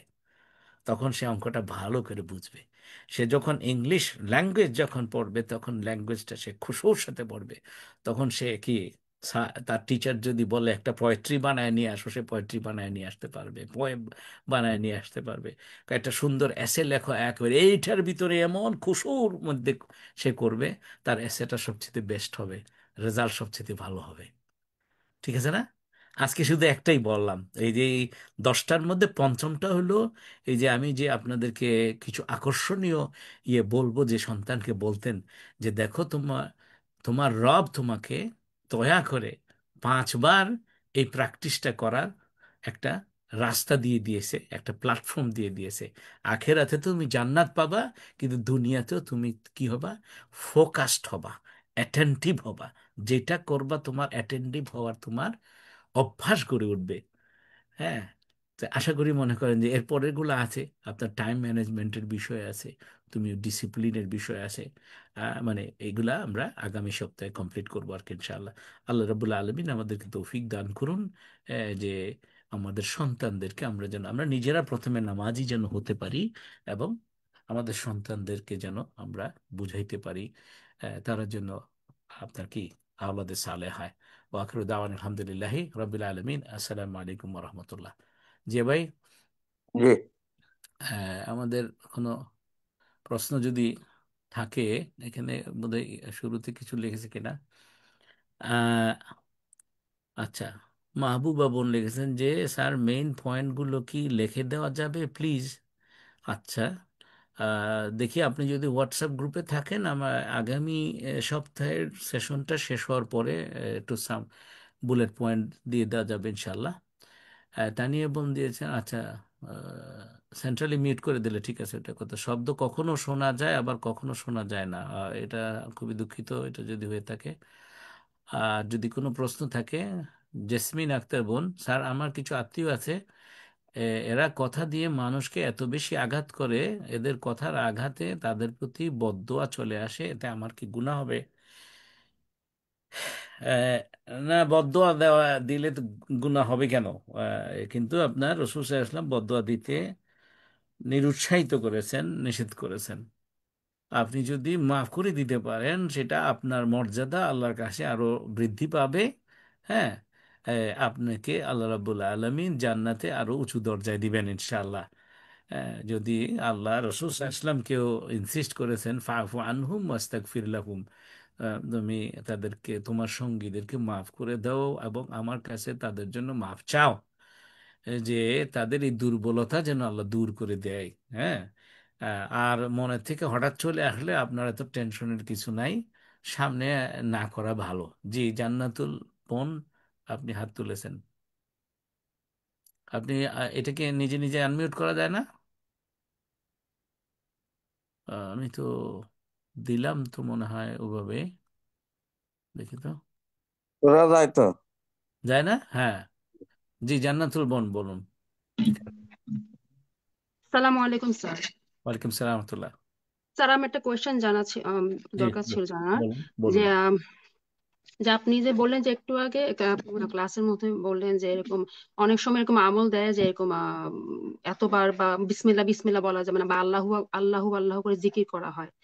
আমার এখানে কোয়েশ্চেনটা হলো যে এখানে যেমন বাংলাদেশে যে কমই যে আলেমরা বলে, তুমি অনেক সময় এরকম অনেক আমল দেয় যে হ্যাঁ বিসমিল্লাহ 11 বার বলো, বা এতবার বললে তোমার অমুক তোমার নেক আশা পূর্ণ হবে, বা এরকম স্বপ্ন দেখেছে, এরকম নানান ধরনের এরকম আমল থাকে যে নানা অনেক কি বলে অনেক বড় বড় আলেম বা অনেক আগের সময় এরকম বুজুর্গরা এরকম এরকম একটা আমল দিয়েছে, এতবার পড়লে এই জিনিসটা পূর্ণ হবে বা এই সমস্যাটা দূর হবে, এরকম অনেক কিছু থাকে আর কি। তো এটাকে এটাকে আদৌ কি সহি কিনা, কারণ এটা আপনার আমি সুন্নত আমি এরকম পাই না, এরকম সুন্নতে কিছু আবার এরকম আরো কিছু হয় যেমন খতমে কি খাজে গান ও সামথিং, তারপর বুঝতে লাইলে পারছি। এটা জি খতমে 100 কি ইউনূস, এক খতমে লক্ষ বার খাজেগান। হুম। জি 1 লক্ষ বার পড়তে হয়। যে আমরা আমাদের দেশে যেটা প্রচলিত হয় যেটা, যে মানুষ যখন মারা যায় তখন আপনার তাকে তার রুহের জন্য বকশিশ দেওয়ার জন্য এরকম 1 লক্ষ সামথিং কালেমা তাইয়্যিব পড়ে, তারপর কোরআন খতম করে, এগুলো কতটুকু সহি আসলে? আচ্ছা, সুন্দর প্রশ্ন। আপনি, এটা কমই ঘরানার আলেম শুধু না, যে কোনো আলেম যে এটাই হোক না কেন, আপনার মানে আপনার পীর সাহেবরা হতে পারে, বা ইভেন আপনি যাকে সহি মনে করেন এরকম মানুষও, মানুষ অনেক সময় দুর্বলতার কারণে মানে আপনার যেটা রাসূল সাল্লাল্লাহু আলাইহি ওয়াসাল্লাম করেন নাই এরকম জিনিস হঠাৎ করে একটা করে, মানে আপনি ওই যে বলে না শকুনের দোয়ায় গরু মরে না, কিন্তু দেখা গেল যে ঝড়ে বক মরে, শকুনের কেরামতি বাড়ে বলে না। হঠাৎ করে আপনি রাস্তা দিয়ে যাচ্ছিলেন, একটা কিছু করছেন, ওই একই সময় আপনার একটা ভালো কিছু হয়েছে, তখন কি, যদি আপনি মনে করে থাকেন ওইটা করার কারণে এটা হয়েছে, তাহলে তো সর্বনাশ। এগুলো হচ্ছে প্রেজুডিস বা জুজুবুরি, বা ওই যে কি বলে যেন, কুসংস্কার। আচ্ছা, এখন আসেন ইয়েগুলো করা যাবে কিনা, খতমে ইউনুস, খতমে খাজেগান যেগুলো আছে না, আমি নিজে একজন পীর সাহেবের নাতি, ছোটবেলায় বহু করছি, কিন্তু খতমে ইউনুস, খতমে খাজেগান এগুলো রাসূল সাল্লাল্লাহু আলাইহি ওয়াসাল্লামের সুন্নত দ্বারা সাবেত না। আপনার, হ্যাঁ, যে সোয়া লাখ বার সূরা ইউনুস পড়তে হবে, ওই যে আপনার ইয়ের দানা দিয়ে 10-12 জনে মিলে বসে এবং একটা একটা করে টেনে টেনে টেনে টেনে শেষ করে কতটা করছেন এতটা করছেন এগুলা না। আপনি আপনি ইউনূস আলাইহিস সালামের দোয়া লা ইলাহা ইল্লা আনতা সুবহানাকা ইন্নী কুনতু মিনাজ জালিমিন, এটা যতবার পারেন পড়তে থাকবেন যতক্ষণ পর্যন্ত আপনার এই মুসিবতটা দূর না হবে। এটা এটা আপনার গুনাহটা হচ্ছে বেদাত। আচ্ছা, এখন কোন জায়গায় গুনতে পারবেন যেটা একদম রাসূল সাল্লাল্লাহু আলাইহি ওয়াসাল্লামের সুন্নাহ দ্বারা সাবেত আছে, হাদিস দ্বারা, যেমন সুবহানাল্লাহ 33 বার, আলহামদুলিল্লাহ 33 বার, আল্লাহু আকবার 33 বার, অন্য হাদিসে আছে 34 বার 100 পুরানোর জন্য। এটা রাসূল সাল্লাল্লাহু আলাইহি ওয়াসাল্লাম আপনার ফাতেমা রাদিয়াল্লাহু আনহাকে বলছিলেন যে একদিন উনি ঘরে গিয়ে দেখছেন যে ওনার কাছে কি খাবার টাবার নাই, হ্যাঁ, ওনারা এক্সস্টেড। তখন রাসূল সাল্লাল্লাহু আলাইহি ওয়াসাল্লাম বলছেন যে ফাতেমা জি বলছিলেন যে আপনি তো একটু ব্যবস্থা করে যদি দিতেন, তখন বলছে যে তোমাকে কি একটা বলবো, আমল বলবো, যেটা কিনা তোমার, এটা কি এক্সাক্ট ওয়ার্ডিংটা আমার মনে আসতেছে না, বেসিক্যালি এই দোয়া উনি শিখিয়ে দিচ্ছেন যে সুবহানাল্লাহ 33 বার, আলহামদুলিল্লাহ 33 বার, আল্লাহ আকবার 33 বার বা 34 বার। তো এইটা এরকম যেগুলো আছে, হ্যাঁ, আপনি পড়বেন, ঠিক আছে, কিন্তু যেটা নাই, নিজে বানানো, মানে 100 বছর আগে কোনো একজন আলেম বলে গেছিলেন, 100 বছর আগে ইসলাম আসে নাই। কেউ যদি নবী মোহাম্মদুর রসুল্লাহ সাল্লামের সুন্নাতে নাই এরকম এবাদত, এগুলো তো এবাদতেরই অংশ, হ্যাঁ, এবাদতে যদি কোনো ইনোভেশন আনে সেটাই হচ্ছে বেদাত। ঠিক আছে না বোন? আহ, আর কি আপনার উত্তর হয়েছে? জি জি। হ্যাঁ, এটা তাহলে যে আমরা সময় শুনি যে আপনি কি 41 বার সূরা ইয়াসিন বা এগুলো সব তাহলে বেদাত হবে তাহলে? সূরা ইয়াসিন পড়েন আপনি 41 বার, কেন 42 বার না, কেন 40 বার না, কেন 30 বার এখানে না? বলা হয় একচুয়ালি বার পড়লে আপনার মেয়ে আশা পূর্ণ হবে, এরকম অনেক আমল দেয় শুনি আর কি, বা না দেখি। না, এটা আমরা করতাম সূরা না অনেক ইয়াসিন সময়। পড়লে, মনে করেন সূরা ইয়াসিন পড়লে রাসূল সাল্লাল্লাহু আলাইহি ওয়াসাল্লাম বলছেন যে মৃত্যু পথযাত্রী, তোমার কোনো লোক আপনার মৃত্যু শয্যাশায়ী, তখন তুমি যদি তার পাশে বসে তুমি সূরা ইয়াসিন পড়ো, কয়বার এটা বলে নাই, 100 বার পড়েন, এক 1000 পড়েন, আপনার সংখ্যা গুনবেন না কতবার হয়েছে। যে কেন পড়বা? কারণ হচ্ছে মানে মৃত্যু পথ যাত্রীকে শয়তান, সূরা ইয়াসিন তার পাশে তুমি বসে যদি পড়তে থাকো, তাহলে শয়তান তার কাছে আসতে পারবে না, ওই যে সর্বশেষ ওয়াসওয়াসা দেওয়ার জন্য সে সুযোগ খুঁজবে।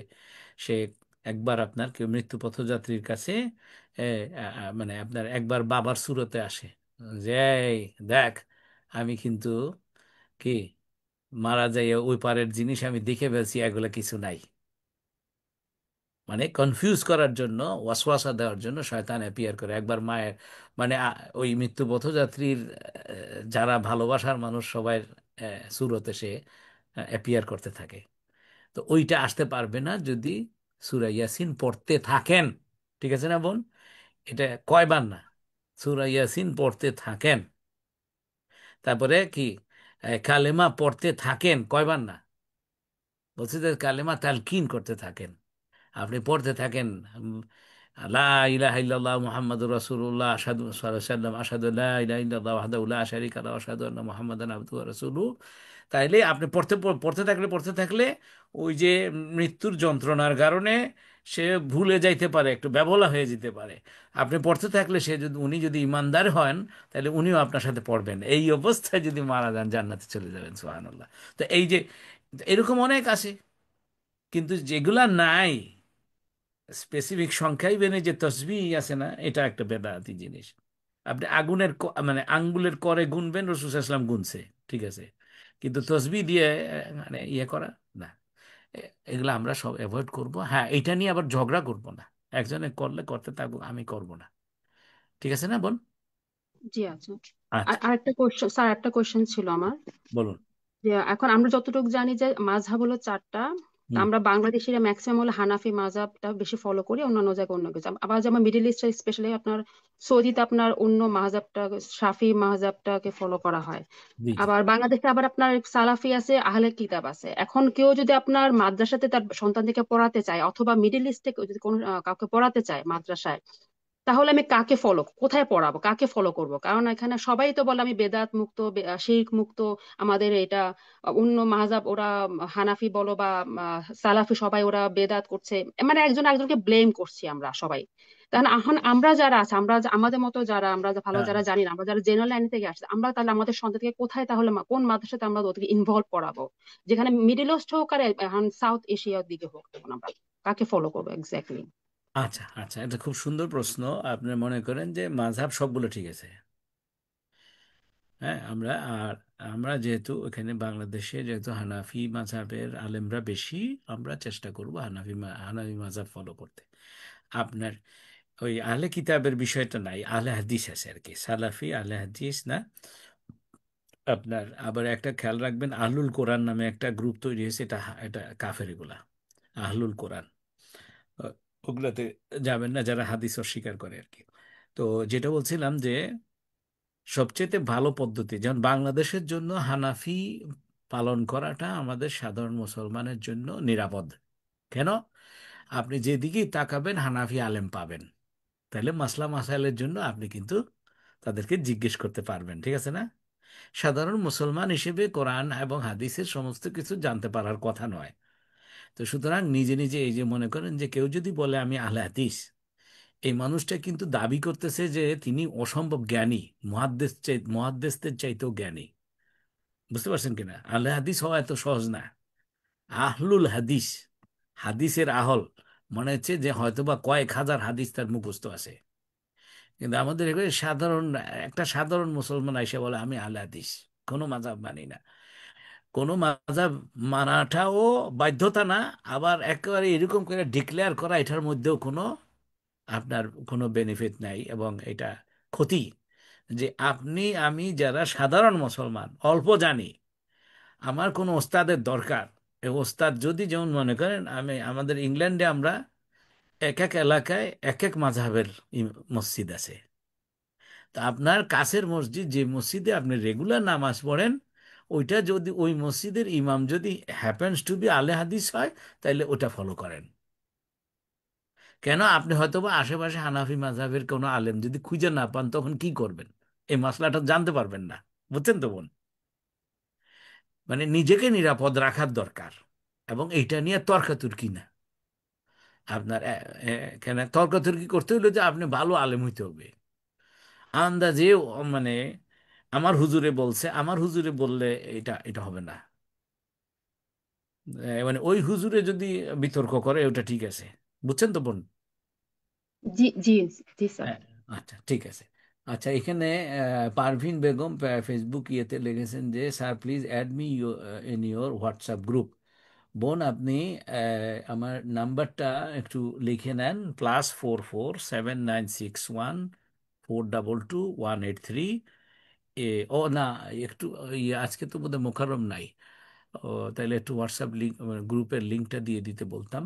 তো আমি ঠিক আছে ফেসবুকে হোয়াটসঅ্যাপ গ্রুপে জয়েন করার লিঙ্কটা দিয়ে দিব আর কি, ইনশাল্লাহ। আহ, আচ্ছা, আর কি? আ- জি জান্নাতুল বোন, আর কোনো প্রশ্ন ছিল না?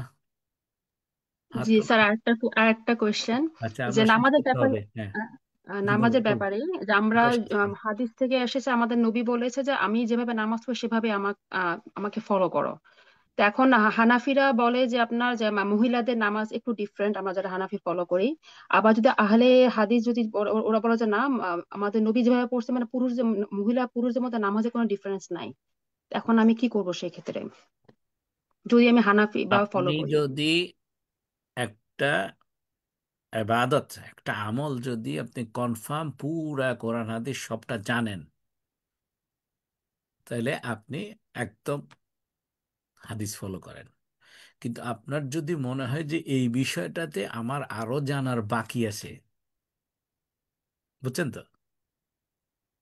জি জি আমার আরো জানার বাকি আছে, তাইলে আমি যেই আলেমকে আমার আশেপাশের যেই আলেমকে আমি সবসময় একটু ফলো করি, যাকে সবসময় রেগুলার কাছে পাই মাসলা মাসাইল বলার, জিজ্ঞেস করার জন্য, ও তিনি যেভাবে বলেন, যাকে আপনি বিশ্বাস করেন যে উনি আপনাকে সহি জিনিসই বলবে, না জানলে আপনি বানায় বলবে না, এরকম আছে না আলেম?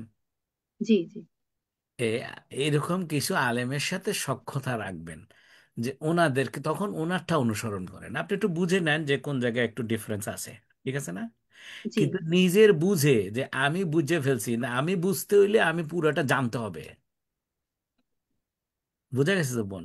জি জি যেমন মনে করেন একজনে আছে যে রোজারটা এখনো ঠিক মতো জানে না, কিন্তু নামাজেরটা পুরো জানছে, তখন সে তার বুঝ অনুযায়ী করতে পারবে, কোনো অসুবিধা নেই। এটা মানে এই না যে সে আলে হাদিস হয়ে গেল, বুঝছেন কিনা কি?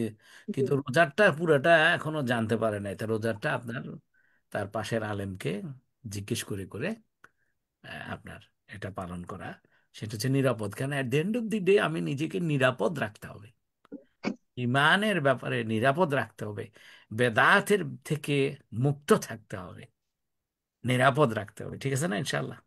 জি ইনশাআল্লাহ। আমরা শেষ করে দিই, জাযাকুমুল্লাহ খাইর। আমরা মসজিদ শেষে দোয়া পড়ে নেই, সুবহানাকা আল্লাহুম্মা বিহামদিকা আশহাদু আল্লা ইলাহা ইল্লা আনতা আস্তাগফিরুকা ওয়া আতুবু ইলাইক। আসসালামু আলাইকুম ওয়া রাহমাতুল্লাহি ওয়া বারাকাতুহু।